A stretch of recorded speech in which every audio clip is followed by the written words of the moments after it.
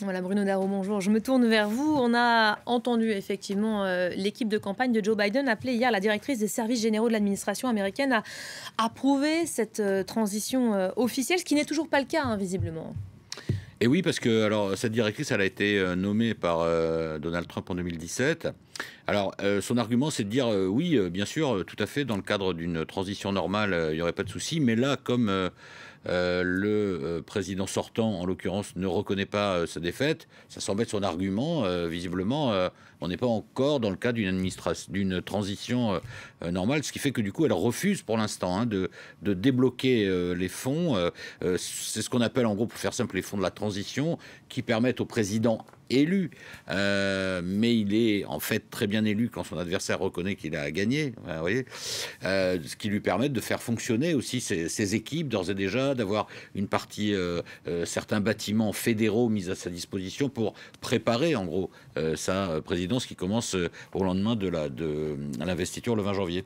Et donc on n'en est pas là. Tout ça parce que c'est une transition compliquée, donc on va le voir à l'écran, parce qu'il y a un calendrier institutionnel aux États-Unis, mais cette année, ça s'annonce un peu tumultueux. Alors, Elisabeth, il ne vous a pas échappé que nous sommes le 9 novembre.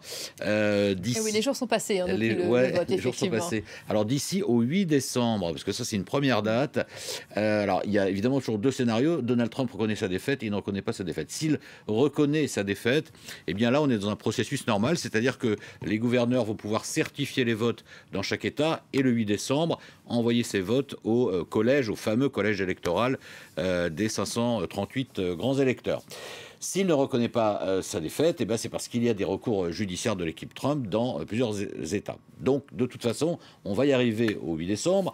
Donc, soit il y a une certification des votes si les processus judiciaires ont été stoppés ou réglés, y compris par la Cour suprême qui pourrait intervenir, soit tout n'est pas réglé et donc certains gouverneurs ne pourront pas certifier les votes. Et là, ce serait le pire des scénarios. On se retrouve dans le pire donc des scénarios, la crise constitutionnelle. Là, c'est un peu l'inconnu. Bon, continuons quand même. Si les votes sont certifiés le 8, il y a la date du 14 décembre. Les grands électeurs se réunissent et désignent le vainqueur. C'est ce jour-là quand même, il faut quand même bien avoir à l'esprit que le président est officiellement élu, puisque ce sont ces fameux grands électeurs qui le désignent vainqueur.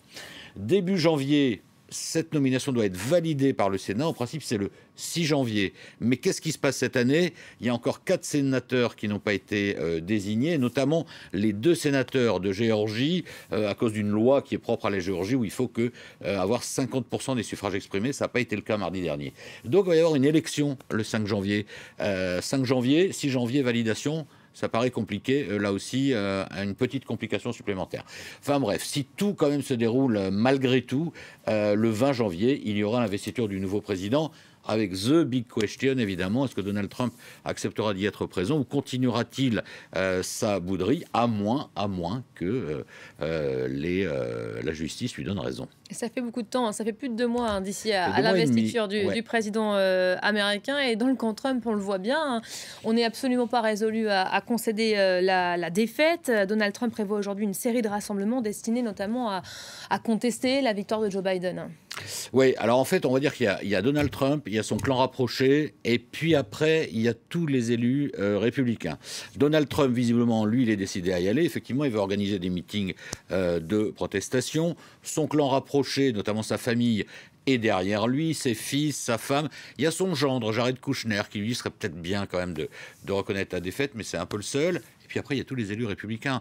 La majorité, pour le moment, c'est prudence, taisons-nous et voyons comment le vent va tourner avant de se positionner.